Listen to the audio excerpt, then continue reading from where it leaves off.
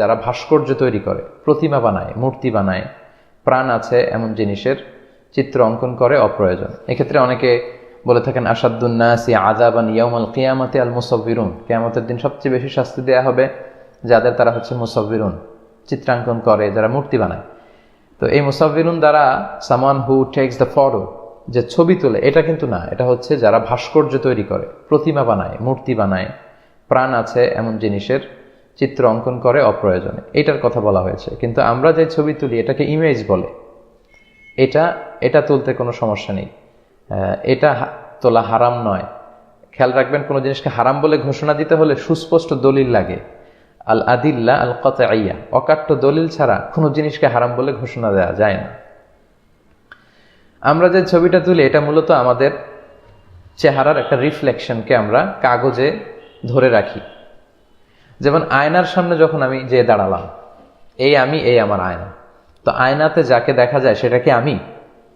না, সেটা তো আমি না, আমি হচ্ছি এটা, আর ওইটা হচ্ছে আমার রিফ্লেকশন।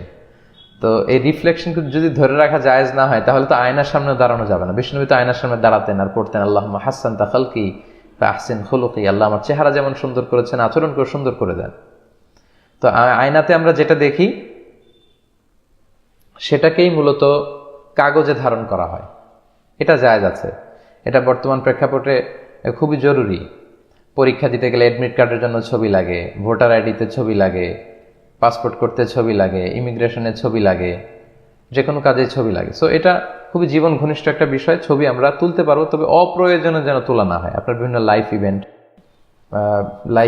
বিভিন্ন প্রোগ্রামের ছবিগুলো কিন্তু আপনারা চাইলে তুলে রাখতে পারেন, তবে অপ্রয়োজনীয় বারবার এত বেশি ছবি তোলা এটা ঠিক হবে না। এটা শুধু ছবির ক্ষেত্রে না, যে কোনো জিনিসের ক্ষেত্রেই। মিন হুসনি ইসলামিল মারই তারকুহু মা লা ইয়ানিহি, ব্যক্তির ইসলামের সৌন্দর্য হচ্ছে এমন জিনিস বর্জন করা যেটার কোনো প্রয়োজন নেই, অপ্রয়োজনীয়। সম্মানিত শুধু আপনারা যারা লাইভ দেখছেন, আপনাদের লাইভের এই ভিডিওটির নিচে নিশ্চয়ই শেয়ার নামে একটি বাটন রয়েছে। আপনারা কাইন্ডলি সে শেয়ার বাটনে ক্লিক করবেন, ফলে এখনই লাইভটি শেয়ার হয়ে যাবে, আর আপনাদের সাথে যুক্ত যে বন্ধু বান্ধবরা আছে সবাই এখনই এই লাইভটি দেখতে পারবে আর কি, ইনশাআল্লাহ। আলোর পথে 24, 24 ঘন্টা শুধু ইসলাম প্রচার।